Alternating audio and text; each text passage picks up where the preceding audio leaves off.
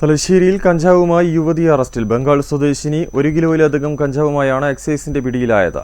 പിടിക്കപ്പെട്ടില്ലെന്ന് കരുതിയാണ് സ്ത്രീകളെയും ലഹരികടത്തിന് മാഫിയ സംഘം ഉപയോഗിക്കുന്നത്.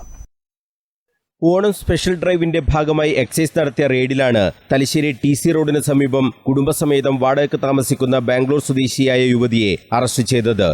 1 കിലോയിലധികം കഞ്ചാവാണ് പ്രതിയായ ജോഗില ഖട്ടൂറിൽ നിന്നും എക്സൈസ് പിടികൂടിയത്. കൊൽക്കത്തയിൽ നിന്നാണ് പ്രതി കഞ്ചാവ് എത്തിച്ചത്.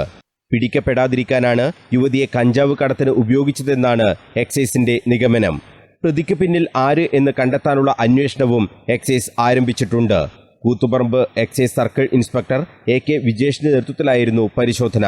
എക്സൈസ് കമ്മീഷണർ സ്ക്വാഡ് അംഗം civil excise officer PV Ganesh ബാബുവിന് ലഭിച്ച രഹസ്യവിവരത്തിന്റെ അടിസ്ഥാനത്തിലായിരുന്നു തലശ്ശേരിയിലെ റെയ്ഡ്. പ്രതിയെ കോടതി റിമാൻഡ് ചെയ്തു. Assistant excise inspector P Pramodan, preventive ഓഫീസർമാരായ Satheesh Velluvakandi, Prajeesh Kottayi, civil excise officer KK Sajeev, Thalassery റേഞ്ചിലെ assistant excise inspector V Sudheer, civil excise ഓഫീസർമാരായ പ്രസൂൺ, വനിതാ സിവിൽ എക്സൈസ് ഓഫീസർമാരായ PP Aishwarya, M Beena, driver Bineesh എന്നിവരാണ് പ്രതിയെ പിടികൂടിയ സംഘത്തിൽ ഉണ്ടായിരുന്നത്. News bureau, Kannur.